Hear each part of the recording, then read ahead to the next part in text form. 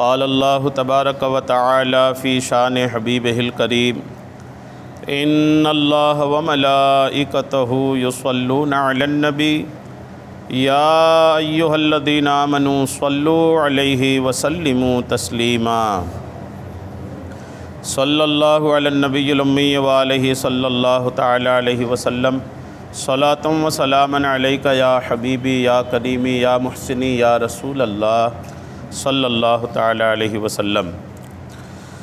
باب ما یذکر فی الذات والنعوت و اسامی اللہ وقال خبیب وذالک فی ذات الالہ فذکر الذات باسمہ۔ حدثنا ابو الیمان قال اخبرنا شعیب عن الزہری قال اخبرنی عمر بن ابی سفیان بن اسید بن جاریہ الثقفی حلیف لبنی زہرہ وکان من اصحاب ابی ہریرہ ان ابا ہریرہ قال بعث رسول اللہ صلی اللہ تعالی علیہ وسلم عشرۃ منہم خبیب الانصاری فاخبرنی عبید اللہ بن ایاز ان ابنۃ الحارث اخبرتہ انہم حین اجتمعوا استعار منہا موسیٰ الی آخر الحدیث۔ اللہ تبارک و تعالیٰ کا لاکھ لاکھ شکر احسان ہے کہ رب کی دی ہوئی توفیق سے ہم اور آپ قرآن پاک کے بعد سب سے معتبر کتاب بخاری شریف کے درس میں حاضر ہیں۔ اللہ کریم آقا کریم علیہ السلام کی حدیثیں سننے سے زیادہ عمل کی توفیق عطا فرمائیں۔ آج کے درس میں کتاب التوحید کی جو پہلی حدیث پاک ہے، یہ حدیث پاک حضرت سیدنا ابو ہریرہ رضی اللہ تعالی عنہ سے روایت ہے۔ سیدنا ابو ہریرہ کہتے ہیں کہ نبی کریم علیہ السلام نے 10 صحابہ کرام کو بھیجا، انہی 10 میں سے حضرت خبیب بن عدی انصاری یہ بھی تھے، اور یہ صحابہ کہیں تشریف لے جا رہے تھے، اور ان صحابہ کرام کے ساتھ ایک بڑا حادثہ ہوا تھا جس میں تمام صحابہ کرام شہید کر دیے گئے تھے۔ ان صحابہ میں حضرت سیدنا خبیب بن عدی انصاری رضی اللہ تعالیٰ عنہ یہ بھی صحابی تھے۔ ہوا کیا تھا، جس واقعے کا ذکر امام بخاری نے کیا ہے، اس واقعہ کو سنتے ہیں۔ بڑا دلچسپ واقعہ ہے اور اس میں سیکھنے کو بہت کچھ اپنے پاس ہے۔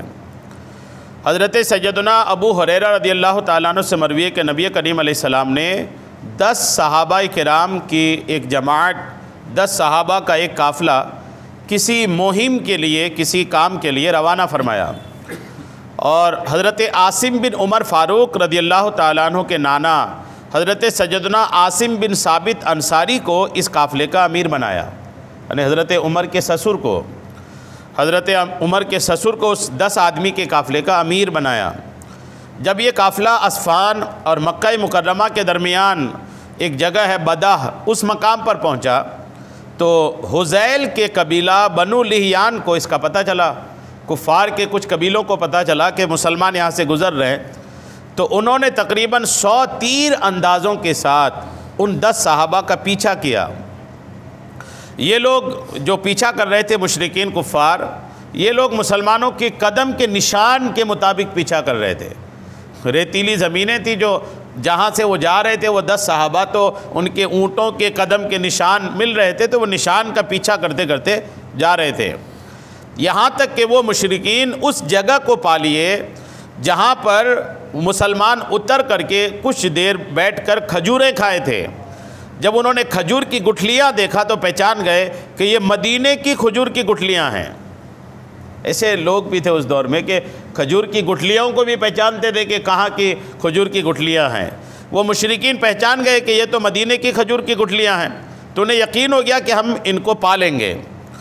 اور ادھر صحابہ میں حضرت عاصم رضی اللہ تعالیٰ عنہ اور آپ کے ساتھی نے کفار کو پیچھا کرتے اگر جب دیکھ لیا نا کہ پیچھا کر رہے ہیں، تو صحابہ کرام ایک بڑے میدان میں جا کر کے پناہ لی، وہاں چھپے جا کر۔ اتنے میں مشرکین نے آ کے آپ صحابہ کو گھیر لیا اور کہا کہ اپنے آپ کو ہمارے حوالے کر دو، وعدہ کرتے ہیں تم میں سے کسی کو قتل نہیں کریں گے۔ پہلے مشرکین نے یہ آفر کیا کہ آپ سب ہمارے حوالے کر دو، ہم کسی کو کچھ نہ کریں گے۔ تو جو قافلے کا امیر تھا نا عاصم بن ثابت رضی اللہ تعالیٰ عنہ، انہوں نے کہا کہ اللہ کی قسم ہم کسی مشرک کی امان قبول نہیں کرتے۔ مشرک پر کیا بھروسہ کرنا، جن کو اللہ پر ایمان نے ان پر کیا بھروسہ کرنا۔ فرمایا کہ مجھے تمہارے امان قبول نہیں ہیں، اتنا کہنے کے بعد وہ صحابہ نے اللہ کی بارگاہ میں عرض کیا، اللہ ہمارے بارے میں اپنے نبی کو خبر دے دے۔ ایسا یقین، ایسا اعتماد تھا صحابہ کو، صحابہ کا ایمان کتنا مضبوط تھا۔ دیکھیں جب وہاں مصیبت میں پھنسے نا تو اللہ کی بارگاہ میں عرض کیا، مولا ہم جو یہاں مصیبت میں پھنسے ہیں ہم 10 ہی ہیں اور 100 تیر اندازوں نے ہمیں گھیر لیا ہے، تو اس خبر کو نبی تک پہنچا دے۔ یعنی اللہ تعالیٰ سے ایسے تعلقات اور رب تبارک و تعالیٰ سے ایسا مضبوط معاملہ تھا صحابہ کرام کا کہ وہ بس یہ کہ معاملے میں پھنسے، رب سے عرض کیا اور امید اتنی مضبوط کہ رب تبارک تعالیٰ ان کے محبوب کو خبر بھی کر دے۔ اللہ تعالیٰ کی بارگاہ میں عرض کیا، اور یہ ہونے کے بعد یوں کہ اتنے میں ان مشرکوں نے لگاتار تیر برسانے شروع کر دیے، جس کے سبب قافلے کے جو امیر تھے عاصم بن ثابت، ان کے ساتھ ساتھ 7 شرکائے قافلہ شہید ہو گئے۔ 10 تو تھے ہی تو 7 شہید ہو گئے۔ 3 صحابہ کرام زندہ بچے۔ 3 جو زندہ بچے نا ان میں حضرت خبیب بن عدی، حضرت سیدنا زید بن دسینہ، ایک اور صحابی تھے۔ یہ 3 صحابہ، یہ تینوں حضرات مشرکین کے وعدہ پر پہاڑ سے اتر آئے۔ جب 3 ہی بچے نا تو ان تینوں کو پھر آفر کیا مشرکین نے کہ اب بھی اتر جاؤ، 3 بچے ہو، ہمیں تمہیں کچھ نہیں کریں گے۔ جب انہوں نے دیکھا کہ اب 3 ہی بچے ہیں تو اتر آئے، مشرکین کے وعدے پر اتر آئے۔ جب انہوں نے اتر آئے نا تو مشرکین نے کیا کیا، تینوں کو پکڑے اور پکڑ کر کے تانت سے ان کے ہاتھ باندھ دیے، رسیوں کی سے ہاتھ باندھ دیے تینوں صحابہ کے۔ تو جب ہاتھ باندھ دیے نا تو صحابہ نے فرمایا، اللہ کی قسم یہ پہلا دھوکہ ہے، اگر تمہیں ہمیں کچھ نہیں کرنا ہوتا تو ہمارے ہاتھ نہیں باندھے جاتے۔ صحابہ نے کہا پہلا دھوکہ یہ، میں ان کے ساتھ ہی شہید ہو جاتا تو بہتر تھا۔ صحابہ نے کہا ہم شہید ہو جاتے ساتھ میں تو ٹھیک تھا، تمہارے حوالے کر کے ہم نے غلطی کی۔ جب مشرکین نے انہیں ساتھ لے جانا چاہا تو صحابہ نے جانے سے انکار کر دیا۔ انکار کی وجہ سے مشرکین نے انہیں بھی شہید کر دیا۔ حضرت خبیب اور حضرت زید 2 بچے، ایک جو انکار کیا ان کو شہید کر دیے، تو 2 بچے حضرت خبیب اور حضرت زید، یہ دونوں کو وہ لوگ لے کر چلے اور غزوہ بدر کے بعد انہیں مکہ مکرمہ میں لے جا کر بیچ دیا، مشرکین کے ہاتھ میں بیچ دیا۔ دونوں صحابہ کو غزوہ بدر کے بعد، وہ بھی غزوہ بدر کے بعد جس میں مکہ کے مشرکین کو بھاری شکست ہوئی تھی۔ کل 17 رمضان گزرا ہے نا، رمضان کے 17 تاریخ کو یہ جنگ بدر ہوئی تھی، اور اس جنگ بدر میں الحمدللہ مسلمانوں کو شاندار فتح ملی تھی۔ اس جنگ بدر کے بعد مکہ کے مشرکین جو تھے نا وہ تو نڈھال بھی تھے، پریشان حال بھی تھے، اور مسلمانوں کے خلاف بہت زیادہ ان کے سینے میں بغض و حسد بھی تھا۔ اس ماحول میں ان لوگوں نے وہ دونوں صحابی کو مکہ کے مشرکین کے ہاتھ میں لے جا کر بیچ دیا کہ لو یہ دونوں مسلمان ہیں، تمہارے یہاں جو شکست ہوئی تھی، تمہارے لوگ جو بدر میں مارے گئے ہیں ان کا بدلہ ان کے ذریعے لے لو۔ جب یہ لے جا کر کے بیچ دیا نا تو حضرت خبیب کو بنو حارث نے خرید لیا، کیونکہ حضرت خبیب نے بدر کے دن حارث بن عامر کو قتل کیا تھا۔ اب اتفاق دیکھیں، حضرت خبیب کو کس نے خریدا مکہ کے مشرکین میں؟ اس نے خریدا جس کے باپ کو حضرت خبیب نے جنگ بدر میں مارا تھا، یعنی جن کے باپ کو مارا تھا جنگ بدر میں حضرت خبیب نے، انہی کے بیٹوں نے حضرت خبیب کو خرید لیا کہ ہم اپنے باپ کا بدلہ لیں گے۔ انہوں نے حضرت خبیب کو کافی عرصہ تک پہلے قید میں رکھا کہ دیکھیں گے اس کو، قید میں دیکھتے ہیں، قید میں رکھا، قید میں یہاں تک رکھا کہ سب آپ رضی اللہ تعالیٰ عنہ کو شہید کرنے پر متفق ہو گئے۔ جب قید میں رکھے تو گھر والوں سے مشورہ کیا کرنا چاہیے، تو سب اس پر متفق ہوئے کہ خبیب کو شہید کر دیا جائے۔ جب قید کے دنوں میں تھے تو قید کے دوران حضرت خبیب نے ضرورت کے تحت بنو حارث کی ایک عورت سے استرا مانگا، جن کے گھر میں قید تھے۔ دیکھیے مسلمان کیسا ہوتا ہے، جن کے گھر میں قید تھے انہی گھر کی ایک عورت سے وہ صحابی نے، حضرت خبیب نے استرا مانگا کہ کوئی کام ہے استرا دے دو۔ جب استرا مانگا نا، اتفاق دیکھیے کہ جب استرا اس عورت نے دے دیا تو اسی عورت کا بیٹا کھیلتے کھیلتے حضرت خبیب کے گود میں جا کے بیٹھ گیا۔ حضرت خبیب کے گود میں اس عورت کا بیٹا، اور حضرت خبیب کے ہاتھ میں استرا، اور گھبرا گئی وہ کہ ہم نے جس کو قید میں رکھا ہے ان کے گود میں میرا بیٹا جا کے بیٹھ گیا ہے اور ان کے ہاتھ میں استرا بھی ہے۔ جب وہ عورت نے دیکھی نا تو گھبرائی۔ جب وہ گھبرائی، حضرت خبیب نے دیکھا کہ عورت گھبرا رہی ہے تو حضرت خبیب نے کہا کہ کیوں گھبرا رہی ہو؟ کیا اس بات سے ڈرتی ہو کہ میں اس بچے کو مار دوں گا؟ حالانکہ تم جانتی ہو کہ ہم ایسا نہیں کرنے والے ہیں، ہم مسلمان ہیں، ہم بچے اور عورتوں پر ہاتھ نہیں اٹھاتے ہیں۔ کہنے لگے ہم اس بچے کو نہیں مارنے والے۔ اور وہ عورت جو تھی نا، وہ عورت کہا کرتی تھی کہ اللہ کی قسم میں نے حضرت خبیب سے بہتر کوئی قیدی نہیں دیکھا، قید کے دوران بھی ان کا برتاؤ ایسا تھا، بولے ایسا قیدی میں نے نہیں دیکھا۔ اللہ کی قسم میں نے ایک دن ان کے ہاتھ میں انگوروں کا خوشہ دیکھا۔ وہ عورت کہتی ہے خدا کی قسم میں نے حضرت خبیب کے ہاتھ میں ایک دن انگوروں کا گچھا دیکھا، حالانکہ مکہ میں کہیں بھی انگور کا موسم نہیں تھا۔ یہ اللہ تعالیٰ کی عنایت، رب تبارک و تعالیٰ کا فضل اور اس صحابی کی کرامت کہ وہ اس وقت عرب میں کہیں پر کھجور نہیں ہے، لیکن الحمدللہ حضرت خبیب کے ہاتھ میں کھجوروں کا گچھا ہے۔ اور کہتے تھے کہ یہ وہ رزق تھا۔ جب وہ عورت پوچھتی تھی نا کہ یہ کہاں سے آ گیا، یہ تو ابھی پورے مکہ میں درختوں میں انگور نہیں ہے، کھجور نہیں ہے، تمہارے پاس یہ انگوروں کا گچھا تھا، بولے پورے میں کہیں پر انگور نہیں ہے، تمہارے پاس کیسے انگور آ گیا؟ تو وہ صحابی کہتے کہ یہ وہ رزق تھا جو اللہ نے آپ رضی اللہ تعالیٰ عنہ کو عطا فرمایا تھا۔ اللہ پر بھروسہ کر کے تو دیکھیں، اللہ تعالیٰ بن موسم کا پھل دیتا ہے، اللہ تعالیٰ وہاں سے مدد کرتا ہے جہاں سے آدمی سوچ بھی نہیں سکتا۔ بس آدمی اپنے رب سے مضبوط ہو جائے، رب کی رسی کو مضبوطی سے پکڑ لے، رب تبارک و تعالیٰ کے احکامات کو اپنی زندگی کا سب سے پہلا ذریعہ بنا لینا، تو رب کہاں سے مدد کرے گا آدمی سوچ نہیں سکتا۔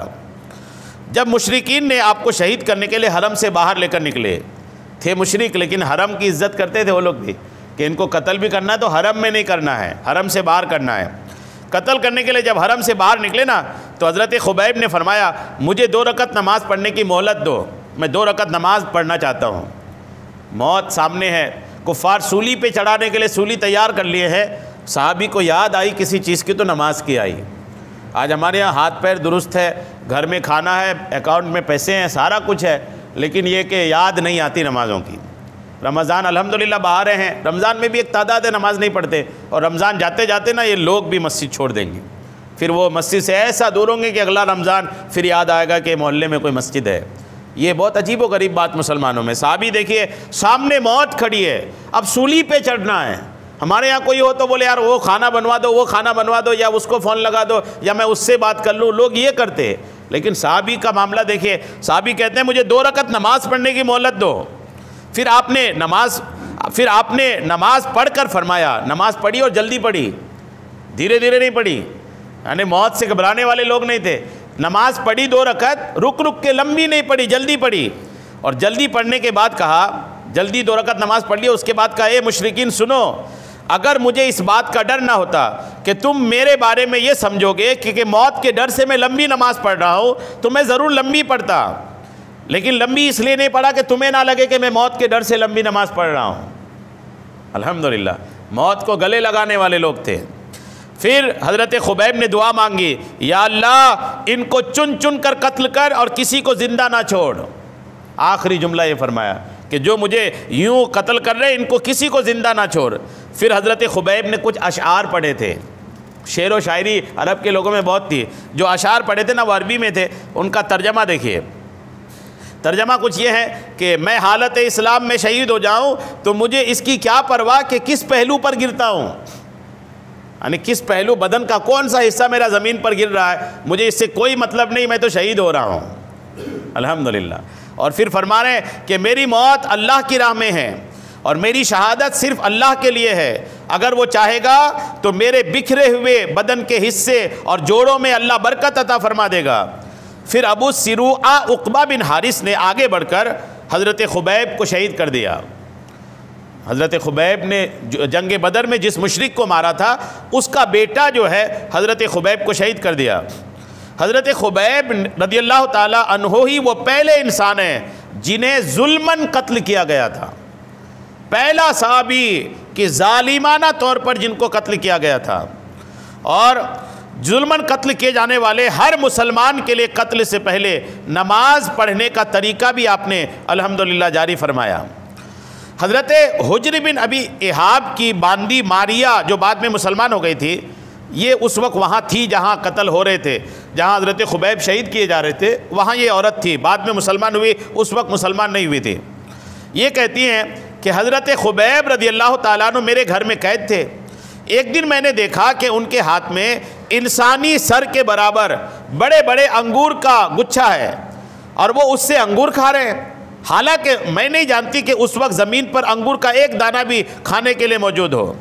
اور سیدنا ابن اسحاق بیان کرتے ہیں کہ عاصم بن عمر بن قتادہ فرماتے ہیں کہ جب بنی حارث حضرت خبیب کو شہید کرنے کے لیے تنعیم کی طرف لے گئے، تنعیم جگہ کا نام ہے جہاں آپ کو شہید کرنے کے لیے لے گئے، تو آپ نے فرمایا مجھے 2 رکعت نماز پڑھنے دو، انہوں نے اجازت دی تو آپ نے نماز ادا کی، پھر ان کی طرف متوجہ ہو کر فرمایا اللہ کی قسم اگر مجھے یہ گمان نہ ہوتا کہ تم سوچو گے کہ موت کے ڈر سے لمبی نماز پڑھتا ہوں تو نماز کو لمبی کرتا۔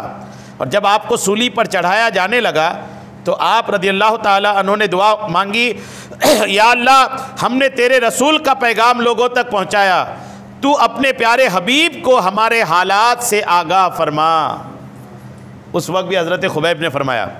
اور حضرت خبیب جب مشرکین نے حضرت خبیب کو سولی پر چڑھانے لگے نا تو آپ نے اس وقت بھی کچھ اشعار پڑھے۔ کیا پڑھے آپ نے؟ عربی کے اشعار ہے، ترجمہ دیکھیے کہ میرے آس پاس مشرکین کے کئی گروہ اپنے تمام قبائل کو لے کر جمع ہو گئے، یہی نہیں بلکہ وہ تو اپنے بچوں اور اپنی عورتوں کو بھی جمع کر لائے، اور میں گریہ و زاری یعنی رونے کے قریب ہو گیا۔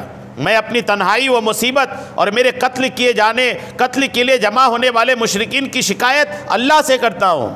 اے عرش کے مالک مجھے ان تکلیف پر صبر عطا فرما جس کا کفار ارادہ کیے بیٹھے ہیں، بے شک وہ میرے جسم کے ٹکڑے ٹکڑے کرنا چاہتے ہیں اور میں اپنی زندگی سے امید اٹھا چکا ہوں۔ وہ مجھے اسلام سے پھرنے کا کہتے ہیں جبکہ میں جانتا ہوں کہ موت کی تکلیف کفر کے عذاب سے بہت ہلکی ہے، اور اس حالت میں میری آنکھوں سے بے ساختہ اشک یعنی آنسو رواں ہیں۔ مجھے یقین ہے کہ ایک دن مرنا ہے اور مجھے موت کا کوئی ڈر نہیں، ہاں جہنم کی جھلسا دینے والی آگ سے ڈر ہے۔ میں حالت اسلام میں شہید ہو جاؤں تو مجھے اس کی کیا پرواہ کہ کس پہلو میں گرتا ہوں، جبکہ میری موت اللہ عز و جل کی راہ میں ہے۔ میری شہادت صرف اللہ کی رضا کے لیے ہے، اگر وہ چاہے گا تو میرے بکھرے ہوئے بدن کے حصے اور جوڑوں میں برکت عطا فرمائے گا۔ حضرت خبیب بن عدی انصاری رضی اللہ تعالیٰ عنہ جب شہید کیے جا رہے تھے نا تو کفار نے پوچھا تمہارا کیا خیال ہے کہ تمہاری جگہ اس وقت تمہارے نبی ہوتے تو اگر تمہاری جگہ تمہارے نبی ہوتے تو تم اپنے نبی کو بدلے میں دے کر چھوڑ کے چلے جاتے؟ تو حضرت خبیب بن عدی کا جواب سنیے۔ حضرت خبیب بن عدی کہتے ہیں خدا کی قسم ہم سینکڑوں مرتبہ اس جگہ یوں سولی پر چڑھنا اور چڑھ کر شہید ہونا پسند کریں گے، لیکن اپنے نبی کی بدن پر کھروچ آنا بھی پسند نہیں کرتے ہیں۔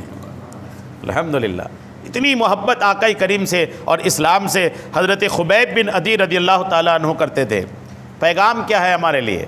پیغام یہ ہے کہ حضرت خبیب بن عدی نے یہ سکھا گئے کہ اگر موت بھی آ جائے نا تب بھی دین نہیں چھوڑنا ہے، اسلام نہیں چھوڑنا ہے۔ اسلام کے لیے قربانی دینے کی بات آئے نا جان مال بھی قربان ہو جائے لیکن اسلام کے دامن کو ہاتھ سے نہیں چھوڑنے دینا ہے۔ درود پاک پڑھیے، اللہم صلی علی سیدنا شفیعنا حبیبنا مولانا محمد بارک وسلم، صلاۃ و سلام علیک یا رسول اللہ صلی اللہ تعالی علیہ وسلم۔ 2-3 حدیث آ رہی ہے اللہ تعالیٰ کے بارے میں، رب کے تعلق سے سنیے۔ رب کا جب ذکر ہونا تو چہرے کھل جانا چاہیے۔ جو بھی ہمیں ملا وہ رب نے دیا، رب تبارک و تعالیٰ نے کرم فرمایا تو ملا۔ ہمیں اللہ کے رسول بھی ملے تو اللہ تعالیٰ کے عطا کرنے سے، جو کچھ بھی ملا اللہ کے عطا سے۔ تو جب رب کا ذکر ہونا تو باتیں بھی کھل جانی چاہیے، چہرے پہ بھی بات آ جانی چاہیے کہ میرے خدا کا ذکر ہو رہا ہے۔ حدیثیں سنیے۔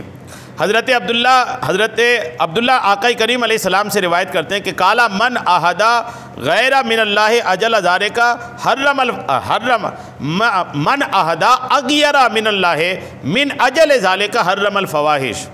آقا کریم علیہ السلام فرماتے ہیں کہ اللہ تعالیٰ سب سے زیادہ غیرت کرنے والا ہے۔ لوگوں کو غیرت ہوتی ہے نا، لوگوں کو غیرت ہوتی ہے، جیسے کسی کی بیوی ہے، کسی کی بیوی کی طرف کوئی دیکھے تو شوہر کو عجیب سی کیفیت ہوتی ہے نا، اس کو بولتے ہیں غیرت۔ کسی کی بیٹی کی طرف کوئی عجیب نظر کرے تو باپ کو جو تکلیف ہوتی ہے، بیٹے بھائی کو جو تکلیف ہوتی ہے، اس کو بولتے ہیں غیرت۔ تو غیرت جو ہے نا سب سے زیادہ اللہ تعالیٰ کو ہے۔ اللہ تعالیٰ بیوی بچے سب سے پاک ہے، لیکن تمام لوگوں سے بھی زیادہ غیرت مند اللہ تعالیٰ ہے۔ اچھا غیرت صرف بیوی بچوں کے دیکھ کے نہیں ہوتا ہے، غیرت کئی چیزوں سے ہوتی ہے۔ اللہ کی غیرت کیسی ہے سنیے، آقا فرماتے سب سے زیادہ غیرت مند اللہ تعالیٰ ہے، اور اسی غیرت کی وجہ سے اللہ تعالیٰ نے فحش چیزوں کو حرام قرار دیا ہے۔ فحش چیزیں جو ہیں جیسے زنا ہے، بدکاری ہے، گناہ والے کام ہیں، یہ جو ہے نا فحش جو ہے، بدکاریاں، زنا، یہ ریپ، بدکاریاں، یہ سارا کچھ جو ہے نا یہ بدکاری ہے۔ اللہ تعالیٰ ان چیزوں کو جو حرام قرار دیا نا، اس کی وجہ سے کہ رب تبارک و تعالیٰ غیرت مند ہے، رب کی غیرت کی وجہ سے یہ سب چیزیں حرام ہوئیں۔ اب آپ غور کریں کہ رب نے غیرت کی وجہ سے تو حرام کر دیا، لیکن قوم ہے کہ اللہ رحم کرے، اللہ رحم کرے۔ کیا حال ہے اس زمانے میں، کیا حال ہے، مطلب یہ اللہ ہی رحم کرے۔ لوگوں کی غیرت تو ختم ہی ہو گئی، لوگ رب کی غیرت کا بھی خیال نہیں رکھ رہے ہیں، خدا کی جو غیرت ہے نا اس کا بھی بندے خیال نہیں رکھ رہے ہیں، نہیں خیال رکھ رہے ہیں۔ آپ معاشرے پہ نظر ڈالیے، سب سے زیادہ بغیرتی جو ہے نا وہ girl friend boy friend culture نے دیا ہے۔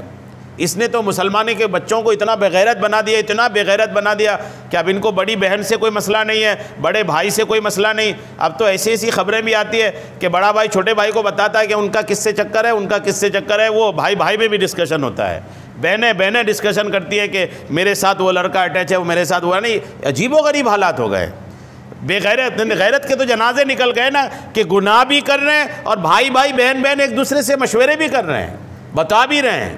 اچھا اس سے بھی لوگ ہیں جنہوں نے اپنی بچیوں کو موبائل تو دلا دیا، یہ بالکل میں ایک حق بات اور کڑوی بات عرض کر رہا ہوں، لوگوں نے اپنی بیٹیوں کو موبائل تو دلا دیا، یقین کریں کہ ماں باپ یہ بھی دھیان نہیں رکھتے کہ میری بیٹی کے موبائل میں ریچارج کہاں سے آ رہا ہے۔ ہم نے تو موبائل دے دیے تھے، یہ ریچارج کیسے ہو رہا ہے، میری بیٹی نیٹ کیسے چلا رہی، میں نے تو ریچارج کرے مہینوں ہو گیا، اس کا ریچارج ختم کیوں نہیں ہو رہا۔ ماں باپ کو یہ بھی خیال نہیں ہے، اب وہ ریچارج کہیں اور سے آ رہا ہے۔ اور کئی عورتیں مائیں تو ایسی پاگل ہو گئی ہیں کہ ان کو پتہ بھی رہتا ہے اور معلوم بھی ہوتا ہے، یہ خوش بھی ہوتی ہے کہ میری بیٹی کے موبائل میں کوئی لڑکا ریچارج کر رہا ہے۔ ایسی پاگل مائیں معاشرے میں جی رہی ہیں، یہ مر کیوں نہیں جاتی، زمین ان کو نگل کیوں نہیں جاتی، آسمان ان پر ٹوٹ کے گر کیوں نہیں جاتا۔ جب ماں ہی اتنی پاگل ہوگی تو پھر بیٹی ہے، پھر خبریں آتی ہیں تو پھر لوگ پریشان ہوتے ہیں کہ مسلمان کی لڑکی وہاں دکھ گئی، مسلمان کی لڑکی وہاں دکھ گئی۔ یہ جو دکھ رہی نا سوشل میڈیا سے پتہ ہی چل رہا ہے کہ کون کہاں نظر آ رہا ہے، برقع پہن کر کے بے حیائیاں جو کر رہی نا، یہ اس کی شروعات ماں کرا رہی ہے۔ اب یقین مانے کئی جگہ سے، سب تو نہیں لیکن ماں بھی اس کی ذمہ دار ہے، اور ماں کو معلوم رہتا ہے لیکن پھر بھی ماں اس پر بندش نہیں لگاتی۔ یہ چل رہا ہے گھروں میں، اللہ کرم کرے۔ اگر بیٹیوں پاس موبائل ہے نا تو آئے دن موبائل کو اپنے ہاتھ پہ رکھیں۔ بیٹی کا موبائل پرسنل لاک نہ ہونا چاہیے اس کا۔ اچھا بیٹیاں موبائل رکھ رہی، اس کے واٹس ایپ میں الگ لاک ہے، فیس بک میں الگ لاک ہے، سوشل میڈیا اکاؤنٹس میں الگ لاک ہے، موبائل کا الگ لاک ہے۔ ارے بھائی گھر میں اپنے گھر والے، اپنے ماں، اپنے بھائی، اپنے گھر والوں سے اگر آپ کی بیٹی اپنا پاسورڈ الگ کر کے رکھی ہے تو اب سوچیں کیوں رکھی ہے، وہ ایسا کیا ہے اس کے موبائل میں کہ وہ اپنے گھر والوں کو بتانا نہیں چاہتی۔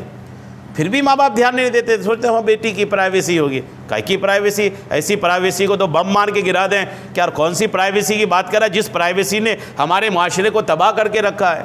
پرائیویسی کر کے نا لوگوں نے موبائلوں میں گندی چیزیں بھر کے رکھ دیا ہے۔ کوئی پرائیویسی نہیں، اپنے گھر والوں سے کیا پرائیویسی؟ باپ ماں اپنے گھر والے جو نا بھائی بہن ہے، ماں باپ ہے، ماں بیٹی ہے، ان سے کیا پرائیویسی ہے بھائی؟ ان سے پرائیویسی کی وجہ سے یہ جو پرائیویسی کہہ کے نا بہت مطلب یہ کہ تباہی معاشرے میں آ چکی ہے۔ اللہ کرم کرے، اپنا موبائل بھی پاک رکھے اور اپنے خیال، اپنا سوچ بھی پاک رکھیں۔ دیکھیے اللہ تعالیٰ کی غیرت کا بھی خیال لوگ نہیں رکھ رہے ہیں۔ اور اس کے بعد کیا آیا؟ وَمَا أَحَدٌ أَحَبَّ إِلَيْهِ الْمَدْحُ مِنَ اللَّهِ۔ اللہ تعالیٰ کو ایک بات بہت پسند ہے، بات رب کی ہو رہی نا، تو رب کریم کو ایک بات بہت پسند ہے۔ وہ کون سی بات ہے؟ یہ حدیث دیکھیے، وَمَا أَحَدٌ أَحَبَّ إِلَيْهِ الْمَدْحُ مِنَ اللَّهِ۔ اللہ تعالیٰ سے زیادہ کسی کو بھی اپنی تعریف پسند نہیں ہے۔ اللہ تعالیٰ کو تعریف بہت پسند ہے۔ رب تبارک و تعالیٰ کو اگر خوش کرنا ہے نا، یوں تو لوگ بھی ہوتے ہیں تعریف پسند ہوتی، کس کو تعریف پسند نہیں ہوتی؟ آپ کسی بھی تعریف کریں گے، آپ سچی تعریف کرو تو بھی لوگ خوش ہوں گے، جھوٹی تعریف کرو تو بھی خوش ہوتے ہیں۔ تعریف تو پسند ہوتی ہے، لیکن اللہ تعالیٰ کو تعریف بہت پسند ہے۔ اگر رب کو خوش کرنا ہے نا تو رب کی تعریف کریں۔ رب کی تعریف کیسے کریں؟ تو رب کی تعریف بہت آسان ہے، کوئی مشکل نہیں ہے۔ اپنے بدن پہ لے لیں، آپ اپنی باڈی پہ لے لیں، مولا تو نے مجھے آنکھ عطا کی، الحمدللہ۔ لوگ اندھے بھی پیدا ہوتے ہیں، اب یہ بھی تو رب کی تعریف ہوئی نا۔ رب کریم تو نے کیا آسمان بنایا، تو نے کیا زمین بنایا، تو نے کیا کیا بنایا. یعنی رب کی جو تخلیقات ہے, رب کی جو پیدا کردہ چیزیں ہیں, رب کریم نے جو مخلوق بنایا ہے, ان چیزوں پہ غور کریں اور رب کی طرف توجہ کریں. مولا الحمدللہ تو نے کیا بنایا ہے. اللہ تعالیٰ کی چیزوں کو دیکھ کر کے, آسمان دیکھیں نا, کبھی خیال آنا چاہیے کہ آسمان دیکھیں کہ ہم تو اور ایک پتھر بھی ہوا میں نہیں لٹکا پاتے, اللہ تعالیٰ اتنا بڑا آسمان ہوا پہ ہزاروں سال سے لٹکائے رکھا ہے. ہم تو پانی کے اوپر کوئی چیز رکھیں تو ہچکولے کھائے, اللہ نے زمین کو پانی کے اوپر رکھا, یہ زمین ہچکولے بھی نہیں کھاتی. تعریف کریں اللہ تعالیٰ کی. اللہ تعالیٰ جیسے ہم کوئی پودا ہی لے کر آتے ہیں, چھوٹا سا پودا لے کر آئے, وہ پودا کو بڑھاتا کب ہے؟ کون بڑھاتا ہے؟ چھوٹا سا پودا گھر میں لا کے آئے, مہینہ 2 مہینے میں بڑا ہو گیا نا, تو کبھی الحمدللہ بھی بولا کریں کہ الحمدللہ میں لایا چھوٹا تھا, اتنا بڑا ہو گیا. یعنی یہ بولیں, یہ تعریف کے جو الفاظ ہیں بولنا چاہیے. الحمدللہ بڑا ہو گیا, الحمدللہ میرا بچہ بڑا ہو گیا, الحمدللہ میری دکان چلنے لگی, الحمدللہ میری روزی اچھی چل رہی ہے. یہ زبان ہونا چاہیے مسلمانوں کی.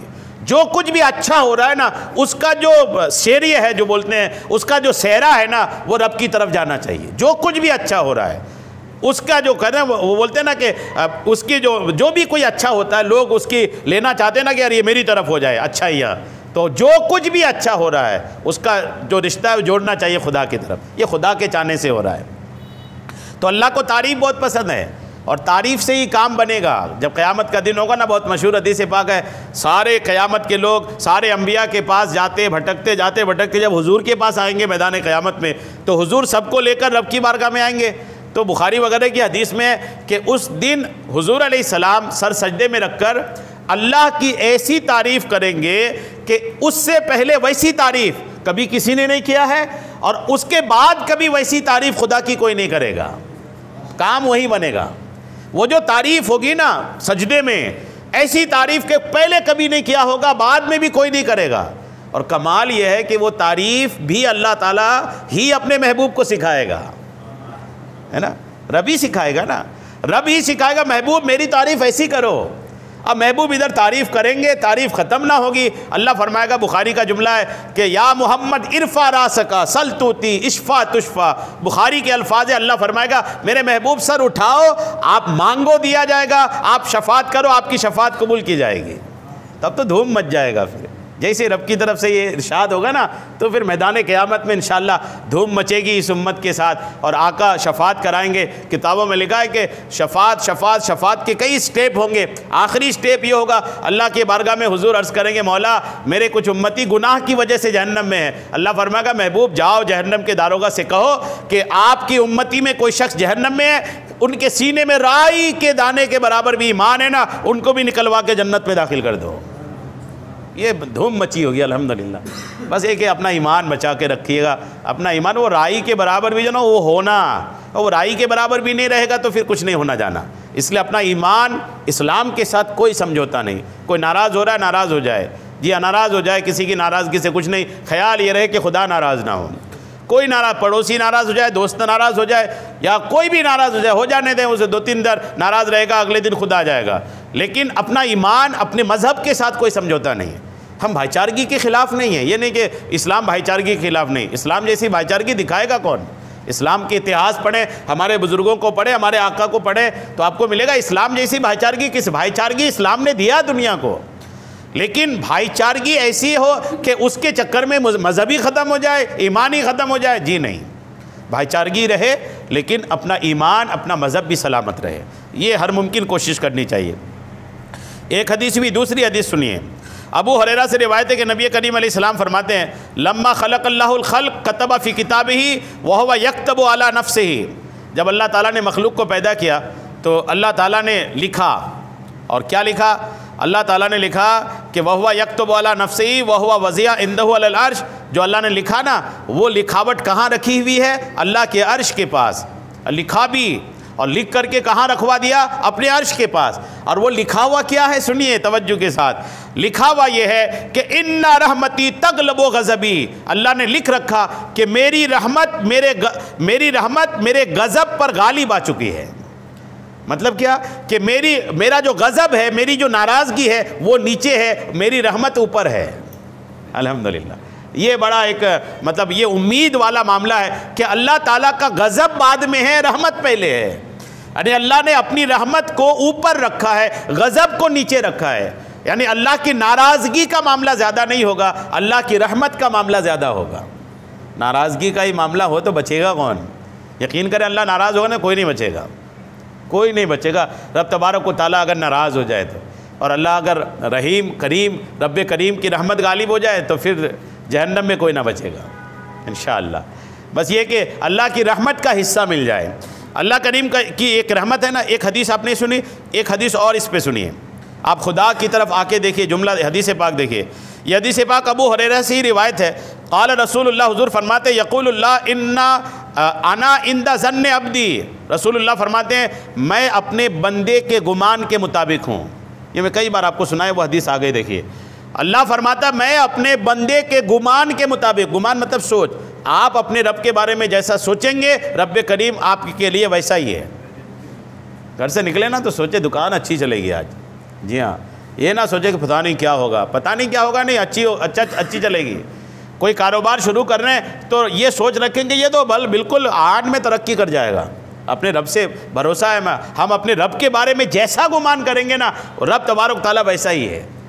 تو ہمیشہ رب کے بارے میں یہ خیال رکھنا چاہیے کہ میرا رب میرے ایسا کر دے گا، میرا رب مجھے ایسا کر دے گا، میرا رب میری قبر اچھی رکھے گا، میری حشر اچھی رکھے گا، میرا ایمان محفوظ رکھے گا، مجھے جنت عطا کرے گا، مجھے اپنے محبوب کے دیدار کرائے گا. یعنی رب کے بارے میں اس طرح کا خیال آئے دن رکھنا بھی چاہیے اور اپنے دماغ میں دہراتا بھی رہنا چاہیے.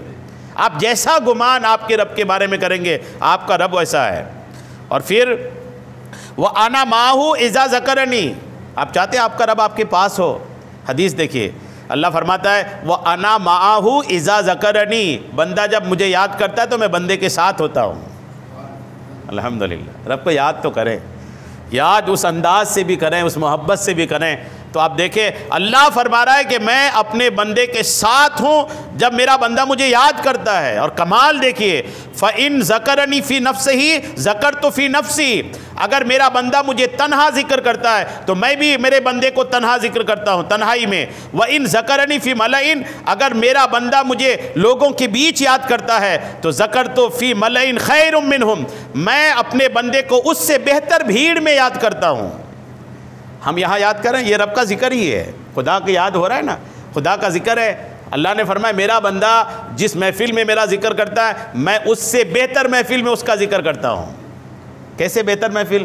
یہ ہم لوگ انسانوں کی محفل ہے، گناہوں کے کیا پتہ نہیں کون سے گٹھری سر میں لے کے بیٹھے ہیں.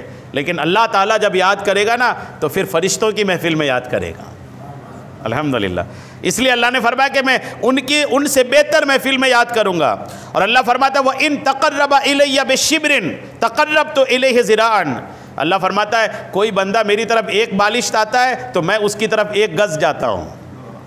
رب کی طرف جا کے تو دیکھیں، فرمایا ایک بالش میری طرف کوئی آتا ہے نا تو میں اس کی طرف ایک گز جاتا ہوں.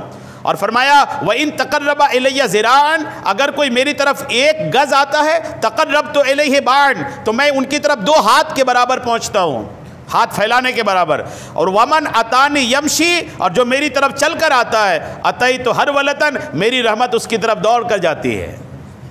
غور کریں اللہ تعالیٰ کی رحمت کتنی زیادہ الحمدللہ ہمارے لیے دروازے کھلے پڑے ہیں اللہ کی رحمت کے. اور ہم ہیں کہ رب کی رحمت کی طرف جانے کو تیار نہیں. رب کی رحمت کو سمجھیں، رب کی رحمت کو قبول کریں، رب کی رحمت کو حاصل کرنے کی بھی کوشش کریں. اللہ تعالیٰ کی رحمت جو پہ بات ہو رہی ہے، آئیے رب کی رحمت پر کچھ سننے کی سعادتیں حاصل کرتے ہیں. اللہ تعالیٰ کی رحمت کے بھی کیا کہنے، سنے بھی، اس کو یاد بھی رکھیں اور برکتیں بھی حاصل کرنے کی کوشش کریں. قرآن سنتے ہیں پہلے کچھ منٹ میں. قرآن اللہ تعالیٰ کی رحمت پر کیا کہتا ہے سنیے. پارہ 14 سورہ ہجر آیت نمبر 49 اللہ فرماتا ہے خبر دو میرے بندوں کو کہ بے شک میں ہی ہوں بخشنے والا مہربان. پارہ 24 سورہ زمر آیت نمبر 53 اللہ فرماتا ہے تم فرماؤ اے میرے وہ بندو جنہوں نے اپنی جانوں پر زیادتی کی اللہ کی رحمت سے نا امید نہ ہو، بے شک اللہ سب گناہ بخش دیتا ہے، بے شک وہی بخشنے والا مہربان ہے. کبھی گناہ ہو گیا ہے پریشان نہ ہو، کبھی کوئی مصیبت آ گئی پریشان نہ ہو، اللہ بخشنے والا ہے. پارہ 14 سورہ ہجر آیت نمبر 56 اللہ فرماتا ہے اپنے رب کی رحمت سے کون نا امید ہو مگر وہی جو گمراہ ہوئے. جو گمراہ ہیں وہ اللہ کی رحمت سے نا امید ہے، ورنہ کوئی اللہ کی رحمت سے نا امید نہیں. اور اللہ فرماتا ہے اللہ اسے نہیں بخشتا کہ اس کا کوئی شریک ٹھہرایا جائے، اور اس سے نیچے جو کچھ ہے جسے چاہے اللہ معاف فرما دیتا ہے۔ پارہ 5 سورہ نساء آیت نمبر 116۔ شرک کے علاوہ اللہ تعالیٰ سب کچھ معاف فرما دے گا، بس شرک نہیں کرنی، کفر نہیں کرنا ہے۔ حضرت ابو ہریرہ رضی اللہ تعالیٰ عنہ کا بیان ہے کہ میں نے دو عالم کے سردار کو فرماتے ہوئے سنا، جس روز اللہ پاک نے رحمت کو پیدا فرمایا تو اس کے 100 حصے کیے۔ رحمت جب پیدا کیا نا تو اللہ تعالیٰ نے اس کے 100 حصے کیے، اور 99 حصے اپنے پاس رکھ کر ایک حصہ ساری مخلوق کے لیے بھیج دیا۔ 99 حصہ رحمت کے اپنے پاس رکھ لیا اور ایک حصہ جو ہے وہ مخلوق کے پاس بھیج دیا۔ بس اگر کوئی کافر یہ جان لے کہ اللہ کریم کے پاس کتنی رحمت ہے تو وہ جنت سے مایوس نہ ہو، اور اگر مومن یہ جان لے کہ اس کے پاس کتنا عذاب ہے تو کبھی جہنم سے بے خوف نہ رہے۔ حضرت سیدنا ابو ہریرہ رضی اللہ تعالیٰ عنہ سے روایت ہے کہ نبی کریم نے فرمایا رب کریم کی 100 رحمتیں ہیں، اور اہل زمین کے پاس اللہ کی رحمت میں سے ایک رحمت کو دیا جو ان کی موت تک انہیں کافی ہے۔ 99 رحمتیں اپنے پاس قیامت میں اپنے اولیاء کرام کے لیے رکھا ہوا ہے۔ کس کے لیے رکھا ہے؟ 99 رحمتیں اپنے اولیاء کرام کے لیے اللہ نے رکھا ہے، اولیاء کرام کے لیے رکھا ہے، اور اولیاء کرام اللہ کی ان 99 رحمتوں کو لے کر اپنے ماننے والوں پر رحمت کا بوچھار کریں گے۔ جی ہاں، اس طرح کی ایک روایت ہے کہ قیامت کے دن اللہ تعالیٰ اپنے اولیاء کرام کو فرمائے گا جاؤ جنت میں، کیا کر رہے محشر کی بھیڑ میں، پریشان نہ ہو، جاؤ جنت میں۔ تو اولیاء کرام عرض کریں گے مولا ہم جب دنیا میں تھے تو ہمارے خانقاہ میں، ہمارے گھر میں، ہمارے آگے پیچھے لوگ گھومتے پھرتے بھیڑ لگاتے جمگٹ کرتے، آج ہم انہیں چھوڑ کے جنت میں چلے جائیں، یہ کیسے ہوگا؟ ناانصافی ہے یہ تو۔ دنیا میں ہم سے محبت کرنے والے لوگ آج محشر کی بھیڑ میں دھوپ میں پریشان ہو اور ہم جنت میں جا کے عیش کریں۔ اللہ فرمائے گا چاہتے کیا ہو؟ مولا ساتھ میں جائیں سب کچھ۔ اللہ فرمائے گا جاؤ جو بھی تم سے محبت کرتے تھے سب کو لے کر جنت میں داخل ہو جاؤ۔ تو یہ جو رحمت ہوگی نا کہ سارے چاہنے والوں کو لے کر جنت میں چلے جاؤ، یہ وہ اس 99 رحمت کا حصہ ہے۔ حضرت سیدنا معاویہ بن حیدہ رضی اللہ تعالیٰ عنہ سے مروی ہے کہ نبی کریم علیہ السلام نے ارشاد فرمایا بے شک اللہ پاک نے 100 رحمتیں پیدا فرمائی، ان میں سے ایک رحمت مخلوق کے درمیان تقسیم کر دی، اسی ایک کے سبب مخلوق آپس میں رحمت ایک دوسرے سے کرتے ہیں، اور 99 رحمتیں اپنے اولیاء کے لیے اللہ تعالیٰ نے ذخیرہ کر کے رکھا ہے۔ الحمدللہ، کیا کمال اللہ تبارک و تعالیٰ کی رحمت کی۔ درود پاک پڑھی، اللہم صلی علی سیدنا شفیعنا حبیبنا مولانا محمد بارک وسلم، صلاۃ و سلام علیک یا رسول اللہ صلی اللہ تعالیٰ علیہ وسلم۔ ہم یہاں اللہ کے ذکر کے لیے بیٹھے ہیں نا، ایک بات اس میں یہ بھی آئی کہ اللہ تبارک و تعالیٰ کا جو ذکر ہے اس کے کرنے کی فضیلت بھی اللہ تعالیٰ نے فرمایا کہ جو تنہائی میں مجھے یاد کرتا ہے تو میں اس کو محفل تنہا بھی یاد کرتا ہوں، جو اکیلے یاد کرتا ہے اس کو اکیلے یاد کرتا ہوں۔ اللہ تعالیٰ نے یہ فرمایا نا، اس پر کچھ باتیں دیکھیے اللہ کے ذکر کے لیے، سب جمع ہے نا ہم لوگ، یہ آپ سن لیں تاکہ یہ جمع ہونے پر آپ کو اہمیت سمجھ میں آ جائے، اور کبھی کبھی سستی کی وجہ سے جو گیپ کر دیتے نا وہ گیپ نہ ہو۔ سنیے، یہ اللہ کا ذکر کے لیے ہم لوگ جمع ہیں، اور اللہ کے ذکر کی فضیلت آپ نے سنا۔ غور کیجئے، ہم لوگ جو یہاں بیٹھے اللہ کا ذکر کر رہے ہیں، اگر اللہ تعالیٰ فرشتوں کے سامنے ہم سب کا ذکر کر دے، اور آپ کو لگتا ہے کہ اللہ تعالیٰ جس کا ذکر فرشتوں کے سامنے کر دے کبھی وہ بھی جہنم میں جائے گا؟ ہمیں تو نہیں لگتا کہ اللہ تعالیٰ جس کا ذکر فرشتوں کے سامنے کر دے وہ بھی کبھی جہنم میں جائے۔ اللہ کی رحمت سے ایسی امید نہیں کہ رب ذکر کر دے اور پھر وہ جہنم میں جائے۔ اگر کوئی بڑا آدمی کسی کا نام لے لیتا ہے اور کوئی آ کے اس کو بتاتا ہے کہ وہ تو تمہارا نام لے رہا تھا یار، جیسے مان لیجئے ہمارے یہاں ایس پی کلیکٹر ہے، ان کی میٹنگ میں کوئی تیسرے بندے کا ذکر ہو اور اچھائی کے ساتھ ہو، اور وہ میٹنگ والا کوئی آ کر بولے کہ یار وہ کلیکٹر صاحب تو آپ کو یاد کر رہے تھے، اچھا بولے وہ یاد کر رہے تھے، آپ سوچے وہ تو پھول کے وزن 4-5 کلو بڑھا لے گا اپنا کہ یار مجھے تو وہ یاد کر رہے تھے، پھر وہ اس کو اپروچ استعمال کرے گا۔ اب دنیا کا کوئی ادھیکاری اپنا نام لے لے تو یہ حال ہو جائے، اب خدا ذکر کر لے تو پھر کیا کمال کا معاملہ ہوگا۔ اس لیے ان محفلوں میں نا وہ آیا کریں۔ فرمان نبوی ہے کہ جب لوگ اللہ تعالیٰ کی رضا کے لیے، خدا کے ذکر کے لیے جمع ہوتے ہیں تو آسمان سے کوئی اعلان کرنے والا اعلان کرتا ہے، ذکر کے بعد کھڑے ہو جاؤ، تمہارے گناہ معاف کر دیا گیا اور تمہارے گناہوں کو نیکیوں میں بدل دیا گیا ہے۔ کتنی بڑی فضیلت ہے۔ یعنی جب یہ محفل چھٹتی، لوگ اٹھتے، اللہ کی طرف سے اعلان ہوتا ہے کہ خوشخبری ہے، گناہ تو ختم ہوئے، گناہوں کو نیکی میں تبدیل کر دیا گیا۔ اور سنیں، نبی کریم علیہ السلام کا فرمان ہے، کوئی قوم ایسی نہیں جو کہیں بیٹھے اور اللہ کا ذکر نہ کرے اور نبی پر درود نہ بھیجے، قیامت کے دن وہ اس بیٹھک پر افسوس کرے گا۔ ایسی بیٹھک جہاں پر اللہ کا ذکر نہیں ہوا، درود نہیں پڑے، وہ بیٹھک پر قیامت کے دن جنتی جنت میں افسوس کرے گا۔ اور حضرت داؤد علیہ السلام نے اللہ کے بارگاہ میں عرض کیا، اے خدا، جب تو مجھے دیکھے کہ میں ذکر کرنے والوں کی مجلس سے اٹھ کر غافلوں کی مجلس میں جا رہا ہوں تو میرے پاؤں توڑ دے، بلا شبہ میرے اوپر تیرا انعام ہوگا۔ داؤد علیہ السلام کہنے کہ اگر میں کبھی تیرے ذکر کرنے والوں کی محفل چھوڑ کر اس طرف جاؤں جو غفلت میں ہے تو مولا میرے پیر توڑ دینا، اور میرا پیر توڑا جانا وہ تیرا احسان ہوگا کہ میں غافلوں کی محفل میں نہ جاؤں، ہے نا۔ غافلوں کی محفل مطلب وہ محفلیں جہاں پر آپ بیٹھے اور محفل چھٹ بھی گئی، اللہ کا ایک بار ذکر نہیں ہوا، رسول اللہ کا ایک بار ذکر نہیں ہوا، نہ آقا پر درود نہیں پڑھا گیا، وہ غافلوں کی محفل ہے۔ آج کل تو مسلمانوں کا حال یہ ہو گیا ہے کہ اگر بیٹھے نا، اس میں سے کوئی دیندار آدمی ہے اور وہ بیچ بیچ میں دین کی بات کرے تو دوست لوگ ان کو بولتے تو ملا نہ بن زیادہ، یہ بولتے ہیں لوگ، ملا بن رہا ہے، بولے ارے ملا کیا بن رہا ہے، وہ اللہ کا ذکر کر رہا ہے، رسول اللہ کا ذکر کر رہا ہے، دین کی بات بیچ میں پیش کر رہا ہے، تو دوسرے دوستوں کو سمجھنا چاہیے کہ ہم پر احسان ہو رہا ہے کہ بیچ بیچ میں یہ اللہ کا ذکر کریں، اللہ کو یاد دلا رہے ہیں۔ اب غور کریں کہ جو بندہ یہ بات کہہ رہا ہوگا اللہ کا ذکر سن کر کے تم اللہ نہ بن، تو اب اس کو کیا بولیے گا؟ وہ تو یہی کہہ رہا ہے نا کہ اللہ کے ذکر کو ریجیکٹ کر رہا ہے وہ، تو اب وہ بندہ کا ایمان بچے گا نہ بچے گا، وہ کیا تباہی ہوگی اس کے لیے۔ اس لیے خدا کے واسطے ایسا نہ کریں۔ مسلمان کی محفل تو خدا کو یاد کرنے کی محفل نہ ہوگی۔ شادی بیاہ دیکھ لیں، شادی بیاہ میں اگر بولے کہ نہیں سب کو شریعت کے مطابق ہوگا تو بولے شادی ایک بار تو ہوتی ہے، تو مرنا بھی ایک ہی بار ہوتا ہے۔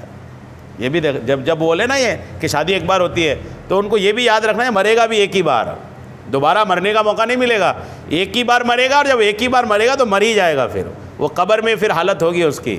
اس لیے یہ مسلمان جو ہے نا یہ کیوں بولتا ہے، کبھی یہ کیوں سوچتا ہے کہ یار شریعت پیچھے ہے، ابھی تو انجوائے ہو جائے، ابھی عیش ہو جائے۔ کیا انجوائے، کیا عیش ہو جائے؟ عیش تو اللہ تعالیٰ نے جنت میں کرنے کے لیے مسلمانوں کے لیے رکھا ہوا ہے۔ دنیا کون سی عیش کی جگہ ہے؟ کوئی عیش کی جگہ دنیا نہیں۔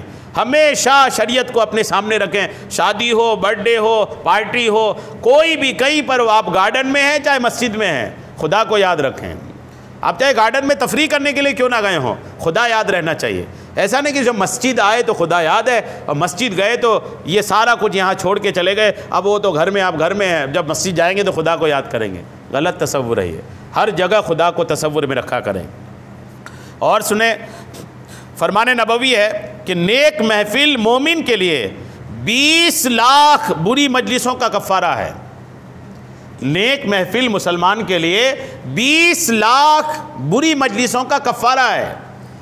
الحمدللہ آپ یہاں ایک بیٹھ گئے نا، ایک محفل میں بیٹھے، 20 لاکھ ایسی محفل جو بری تھی ایک محفل میں بیٹھ کر ان سب کا کفارہ ادا کر دیے۔ الحمدللہ اپنی قسمت پہ ناز کریں کہ اللہ تعالیٰ ایسی محفلوں میں ہم سب کو بیٹھنے کی توفیق دیا، تو یہ محفل ایک بیٹھیں گے 20 لاکھ محفل ہے، وہ جو بری محفلیں تھیں اللہ تعالیٰ اس کا گناہ اتار دے گا۔ یہ حضور علیہ السلام کا فرمان حدیث ہے یہ۔ تو اب جب موقع ملے نا نیکی کی محفل کی، اللہ کے ذکر کی محفل کی، تو بالکل چوکا نہ کریں کہ بری محفلیں تو کتنی نہ ہو جاتی ہیں، ایسی محفلوں میں بیٹھ کر ان کا کفارہ ادا کرنا ہے۔ اور حضرت ابو ہریرہ رضی اللہ تعالیٰ عنہ کا قول ہے کہ آسمان کے رہنے والے ان گھروں کو جن میں اللہ کا ذکر ہوتا ہے ایسے دیکھتے ہیں جیسے تم ستاروں کو دیکھتے ہو۔ جس گھر میں اللہ کا ذکر ہوتا ہے وہ گھر آسمان سے ایسے دکھتا ہے جیسے زمین سے ستارے دکھتے ہیں۔ یعنی ہمارے لیے ستارے وہ ہیں جو آسمان میں چمکتے ہیں، اور آسمان والوں کے لیے ستارے وہ ہیں جو زمینوں پہ جن گھروں میں اللہ کا ذکر ہوتا ہے۔ الحمدللہ۔ اور حضرت سیدنا سفیان بن عیینہ رضی اللہ تعالیٰ عنہ کا کہنا ہے کہ جب کوئی جماعت خدا کے ذکر کے لیے جمع ہوتی ہے تو شیطان جو ہے اور دنیا وہ الگ ہو جاتے ہیں۔ پھر شیطان دنیا سے کہتا ہے کیا تو نے انہیں دیکھا کہ یہ کیا کر رہے ہیں؟ دنیا کہتی انہیں چھوڑ دے، جو ہی یہ ذکر الہی سے فارغ ہوں گے میں انہیں گردنوں سے پکڑ کر تیرے حوالے کر دوں گا۔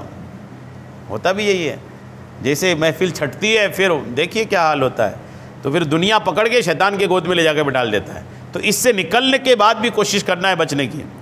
حضرت ابو ہریرہ رضی اللہ تعالیٰ عنہ سے ایک مرتبہ بازار میں تشریف لائے، حضرت ابو ہریرہ بازار تشریف لائے اور فرمایا لوگو میں تمہیں یہاں دیکھ رہا ہوں، حالانکہ مسجد میں رسول اللہ کی میراث بٹ رہی ہے۔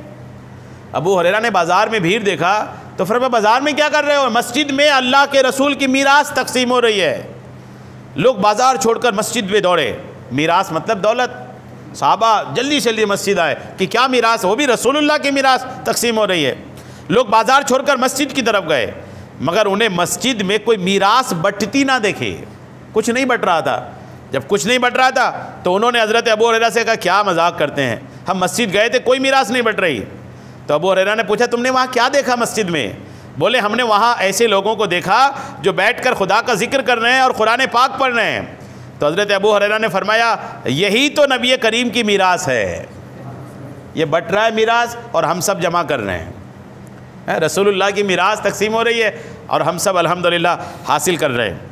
حضرت اعمش نے ابو صالح سے، انہوں نے حضرت ابو ہریرہ رضی اللہ تعالی عنہ اور حضرت ابو سعید خدری سے روایت کی کہ نبی کریم علیہ السلام نے فرمایا اللہ تعالیٰ نے نامہ اعمال لکھنے والے فرشتوں کے علاوہ ایسے گھومنے والے فرشتوں کو پیدا فرمایا جو زمین میں گھومتے پھرتے رہتے ہیں، اور جب وہ کسی قافلے کو، کسی جماعت کو اللہ کا ذکر کرتے ہوئے پاتے ہیں تو ایک دوسرے سے کہتے ہیں ادھر آؤ، ہم جنہیں ڈھونڈ رہے تھے وہ یہاں ہیں۔ سب فرشتے جمع ہو جاتے ہیں اور انہیں آسمان تک گھیر لیتے ہیں۔ جہاں لوگ ملتے ہیں کہ کوئی بیٹھ کر اللہ کا ذکر کر رہے ہیں تو فرشتے پر ان لوگوں کے اوپر پر، ان کے اوپر ان کا پر، ان کے اوپر ان کا پر، فرشتوں کا پر اس محفل سے آسمان تک پروں ہی پر ہوتے ہیں۔ الحمدللہ آسمان تک پر ہی پر ہوتے ہیں۔ اور جب یہ فرشتے کب تک رہتے ہیں؟ جب تک محفل رہتی ہے فرشتے رہتے ہیں، اور جب محفل چھٹی فرشتے اللہ کی بارگاہ میں، جب وہ فرشتے اللہ کی بارگاہ میں جاتے ہیں تو اللہ تعالیٰ سب کچھ جانتے ہوئے بھی فرشتوں سے پوچھتا ہے۔ اللہ تعالیٰ پوچھتا ہے میرے بندوں کو تم نے کس حال میں چھوڑ کے آیا؟ کیا کر رہے تھے میرے بندے؟ وہ کیا کر رہے تھے؟ فرشتے کہتے ہیں یا اللہ وہ تیری بزرگی اور تیری تسبیح بیان کر رہے تھے۔ کتنی تعریف اللہ تعالیٰ کی بیان ہوئی نا، تو یہ فرشتے جا کے عرض کریں گے مولا وہ تیری تعریف بیان کر رہے تھے۔ رب فرماتا ہے کیا انہوں نے مجھے دیکھا ہے؟ میری تعریف بیان کر رہے تھے، مجھے دیکھا بھی ہے میرے بندوں نے؟ فرشتے عرض کرتے ہیں مولا نہیں، تجھے نہیں دیکھا ہے۔ رب فرماتا ہے اگر وہ مجھے دیکھ لیتے تو ان کی کیا حالت ہوگی؟ اگر میرا دیدار ہو جائے تو کیا حال ہوگا؟ فرشتے عرض کرتے ہیں مولا اگر وہ تجھے دیکھ لیں تو اس سے بھی زیادہ تیری پاکی بیان کریں۔ رب فرماتا ہے وہ کس چیز سے پناہ مانگ رہے تھے؟ فرشتے کہتے ہیں جہنم سے پناہ مانگ رہے تھے۔ رب فرماتا ہے انہوں نے جہنم کو دیکھا ہے؟ فرشتے عرض کرتے نہیں۔ اللہ فرماتا ہے اگر وہ جہنم کو دیکھ لیں تو ان کی کیا حالت ہوگی؟ فرشتے عرض کرتے ہیں اگر وہ جہنم کو دیکھ لیں تو اس سے زیادہ اور بھاگیں، جہنم سے نفرت کریں۔ اللہ فرماتا ہے وہ کیا چیز مانگ رہے تھے؟ فرشتے عرض کرتے وہ جنت کا سوال کر رہے تھے۔ اللہ فرماتا ہے کیا انہوں نے جنت کو دیکھا ہے؟ فرشتے کرتے نہیں۔ رب فرماتا ہے اگر وہ جنت کو دیکھ لیں تو ان کی کیا حالت ہوگی؟ فرشتے کہتے ہیں وہ اس سے اور زیادہ چاہیں گے۔ اللہ فرماتا ہے اے فرشتے تم گواہ ہو جاؤ، تمہیں میں گواہ بناتا ہوں کہ میں ان سب کو بخش دیا ہے، سب کو بخش دیا ہے۔ فرشتے اللہ سے عرض کرتے مولا وہ جو بھیڑ تھی نا اس میں ایک بندہ ایسا تھا کہ وہ وہاں کے لیے نہیں آیا تھا، بس وہاں سے گزر رہا تھا تو تھوڑی دیر رک کر کے سن لیا تھا۔ تو اللہ فرماتا ہے یہ ایسی جماعت ہے، ایسے لوگ ہیں جس کا ساتھ بیٹھنے والا بھی محروم نہیں رہتا، ان کے قریب سے گزرنے والا بھی محروم نہیں رہتا، میں نے اس کو بھی بخش دیا۔ الحمدللہ اللہ کے ذکر کی کتنی اہمیت ہے۔ تو بڑی دلچسپی کے ساتھ جو ہے نا اس طرح کی محفلوں میں بیٹھا کریں، انشاءاللہ اس کی برکتیں آپ کو دنیا میں بھی ملے گی اور آخرت میں ملے گی۔ اللہ تبارک تعالی ہم سب کو عمل کی توفیق عطا فرمائے، آمین بجاہ النبی الامین صلی اللہ تعالی علیہ وسلم۔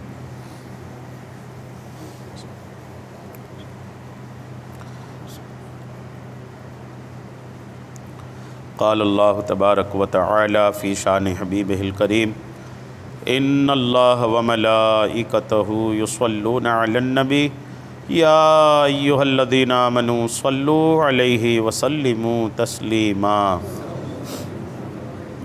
صلی اللہ علی النبی الامی وآلہ صلی اللہ تعالی علیہ وسلم صلاۃ و سلام علیک یا رسول اللہ۔